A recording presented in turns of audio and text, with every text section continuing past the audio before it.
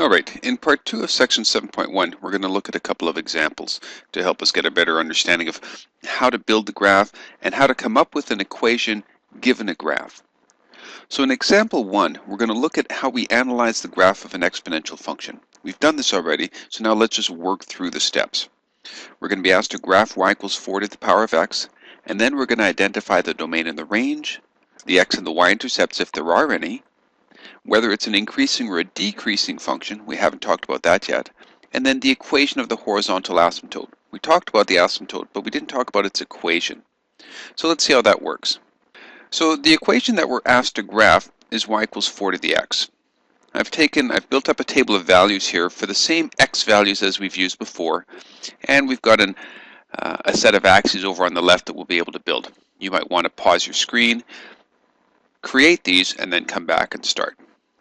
Okay, so if x is negative 3, then we can say that y is equal to 4 to the negative 3, which is the same thing as 1 over 4 to the positive 3, or 1 over 64.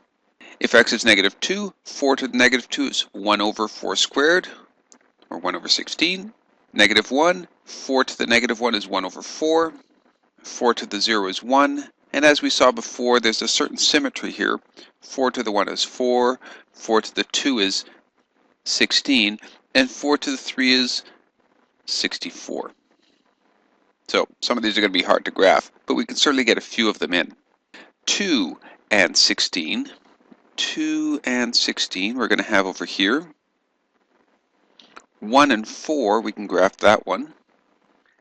0 and, that's not 0 and 0 of course, it's 0 and 1. Negative 1 and a quarter. So this is 1, this is half, and the quarter is right down here, and anything beyond that is going to be much too small to graph.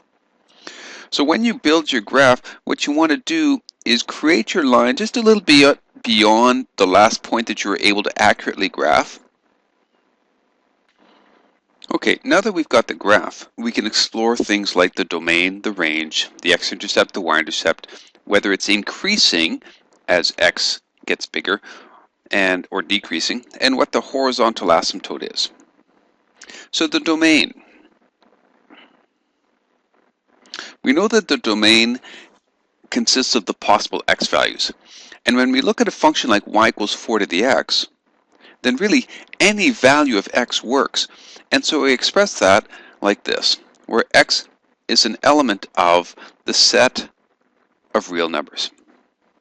The range, we notice down here that the function doesn't actually cross the x-axis. That means all the y values are going to be positive. So we can say that the range are the y values such that y is greater than 0. And really any value of y that's bigger than 0 will work.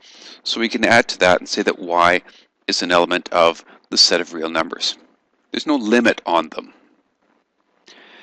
The x-intercept, well, since the graph doesn't cross the x-axis, there is no x-intercept. So this really is not applicable. There is no x-intercept. And for the y-intercept, well, the y-intercept happens when x is equal to 0. So if our function is y equals 4 to the x, and x is 0, then the y-intercept is going to equal 1. Now another question that we're asked about this is whether it's an increasing function or a decreasing function. So as x gets larger, and in this case y definitely gets larger, so this is an increasing function. And then the equation of the horizontal asymptote. So what line does this never cross? It never crosses the x-axis, and that x-axis has an equation of y equals 0. That's what y is right there.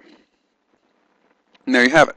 So that's what we do to analyze an exponential function. We talk about the domain, the range, the x and the y-intercepts, whether it's an increasing or decreasing function, and what the equation of the asymptote is.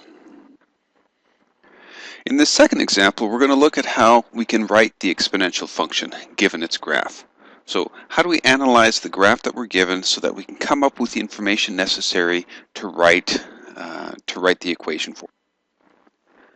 So first off, you'll notice, I hope, you'll notice that the function is actually decreasing. As x gets bigger, the y value gets smaller. And we can perhaps see that a little better if we make a table of values.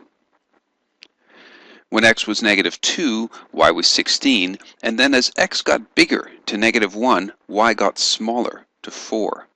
And when x was 0, y was 1. From here, we can analyze what kind of patterns we see. In this case, as x gets bigger by 1, we can see that the y values get smaller by a factor of 1/4. And that factor is key here. That's what's going to allow us to say that y is going to be equal to the factor 1/4 to the power of x. And that's going to be our function. Now, I know it's early in the game here, so let's check this out. Let's see if this works. We can test it and say, okay, if y is equal to 1/4 to the 0, we know that's going to be 1, so that's not a valid test. But 1/4 to the -1, that's like saying y is equal to 4 to the +1, which equals 4. So that works. And y is equal to 1/4 to the -2. That's like saying 4 to the +2, or 16. So that also checks out. So our function then is going to be y is equal to 1/4 to the x. Get some points, some x values that increase by 1, find out how the y value increases, or in this case decreases, and you'll have your factor. Your c value here is how much the y value increases or decreases for every single step of the x value.